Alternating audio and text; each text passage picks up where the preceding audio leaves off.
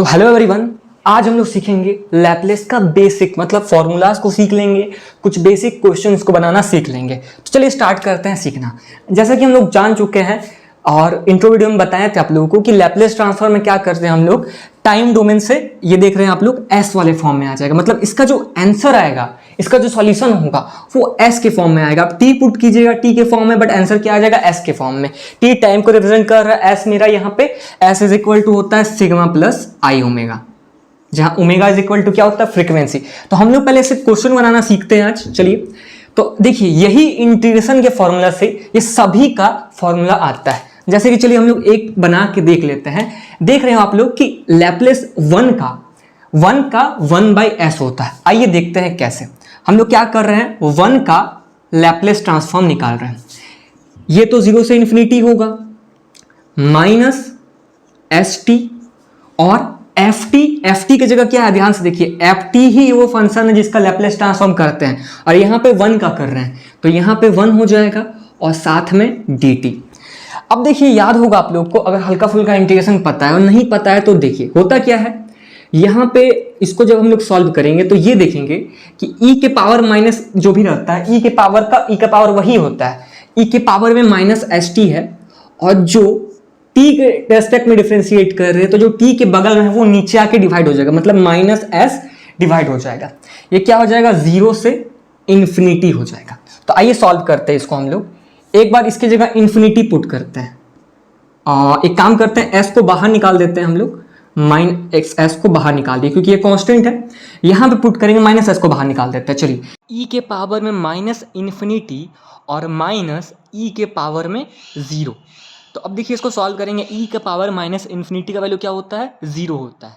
तो 1/-1/s, ई का power minus infinity का 0 और किसी के पावर 0 होता है तो 1। तो हम लोग को क्या मिल गया, माइनस माइनस प्लस 1/s। तो अब बार बार आप लोग को प्रूफ नहीं करना है बोला। अगर बोल दे आप लोगों को कि 2 का लैपलेस ट्रांसफॉर्म निकालना है तो आप लोग इस तरीके से इंटीग्रेट करके प्रूफ नहीं करना स्टार्ट कर दोगे। आप लोग सिंपल सा 2/s लिखोगे, 2/s, ठीक है। 2/s हो जाएगा क्योंकि यहां पे 2 हो जाएगा, 2 बाहर आ जाएगा, 2/s हो जाएगा। तो इसी तरीके से आप लोग को सभी फॉर्मूला को याद कर लेना है। इस तरीके से बार बार अलग अलग करके डिफरेंशिएट इंटीग्रेट करते हुए नहीं चलना है। तो आइए हम लोग देखते हैं नेक्स्ट क्वेश्चन, नेक्स्ट फॉर्मूले को समझते हैं। नेक्स्ट फॉर्मूला है t के पावर में n। अगर क्या बोला है यहाँ पे कि अगर t के पावर में n का हम लोग लैपलेस ट्रांसफॉर्म करेंगे तो gamma n plus 1/sn plus 1 आएगा। तो आइए एक सॉल्व कर लेते हैं। यहाँ पे ध्यान से देखिए, t के पावर में 6 है तो क्या हो जाएगा, गामा n प्लस 1 मतलब 6 प्लस 1 7, और नीचे में s के पावर में भी 7।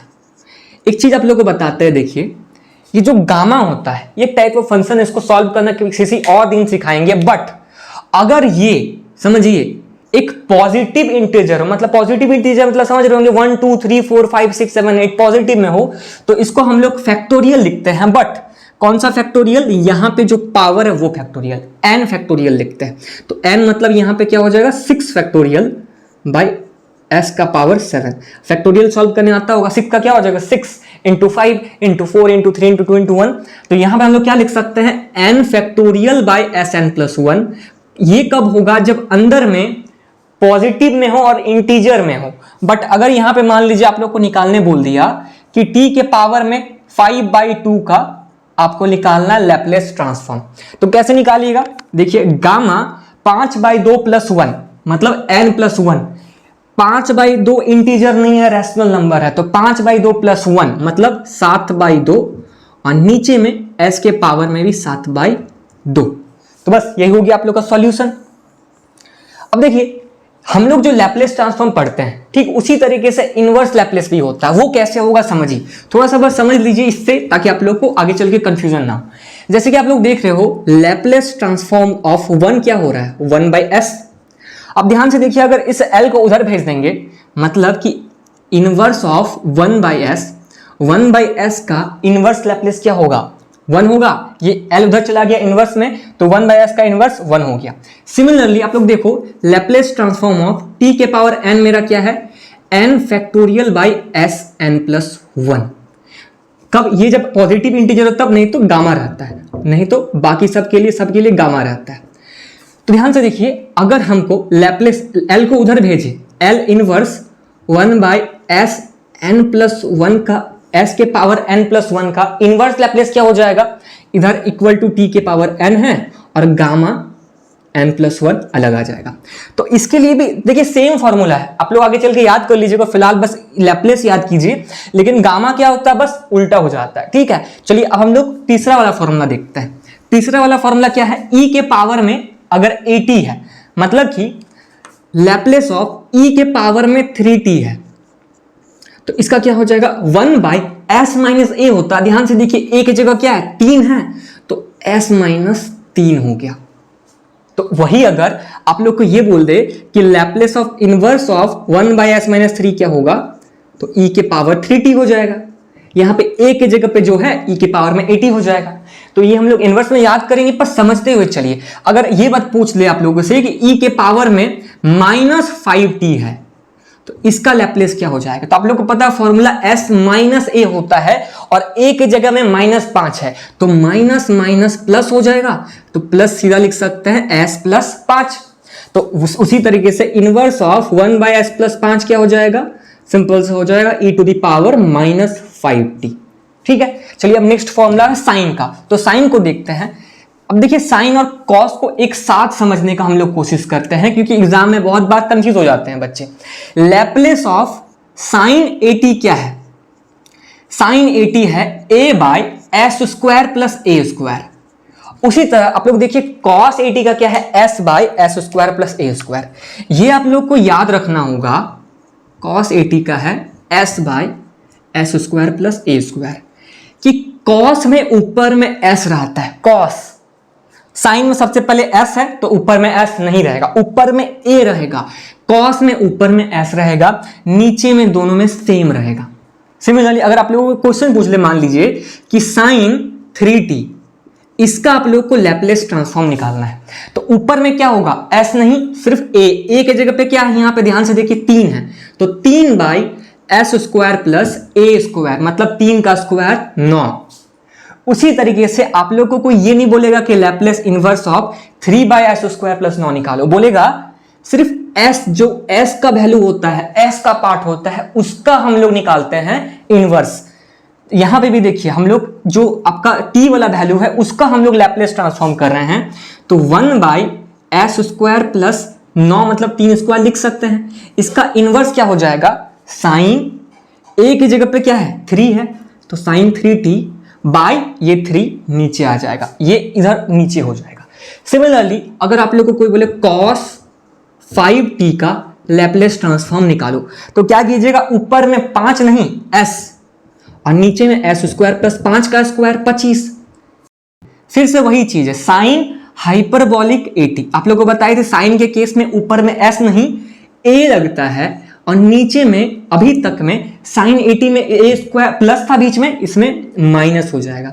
तो ध्यान से बताइए कि यहां पे इसका क्या हो जाएगा, साइन हाइपरबॉलिक 3t है, सिंपल सा हो जाएगा। से ऊपर में 3, ए की जगह 3 है और नीचे में एस स्क्वायर माइनस 9।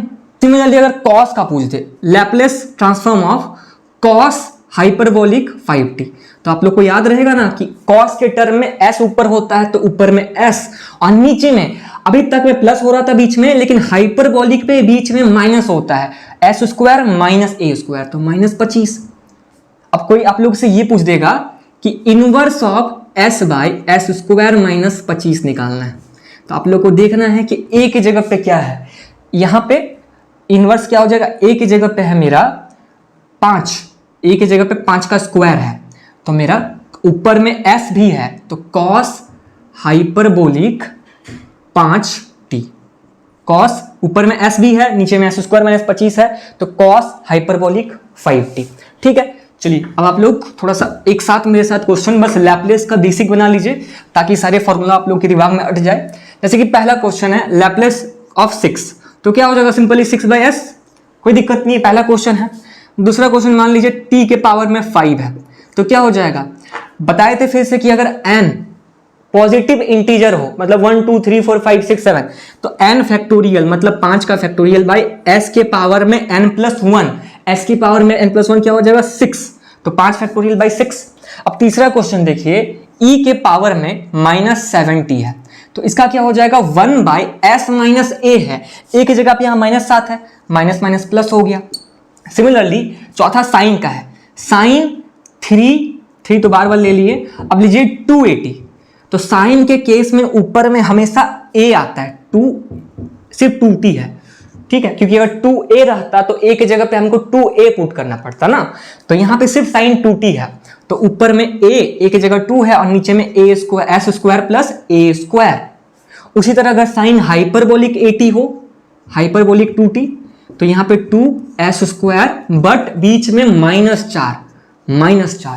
उसी तरीके से अगर कॉस हाइपरबोलिक 5t हो, तो कॉस के केस में हमेशा ऊपर में s लगता है, नीचे में हाइपरबोलिक है इसलिए -5 का स्क्वायर, और लास्ट में अगर सिर्फ कॉस 5t है तो ऊपर में s कॉस के फॉर्म में लगता है और नीचे में हाइपरबोलिक नहीं है तो बीच में प्लस का साइन। बस, तो ये था लैप्लेस का बेसिक फॉर्मूला, जितना आप लोग को याद करके रखना है ताकि आप लोग को क्वेश्चन में कोई दिक्कत ना हो। ये था वो लैप्लेस का इंटीग्रेशन जिससे लैप्लेस का सारा फॉर्मूला डिराइव होता है।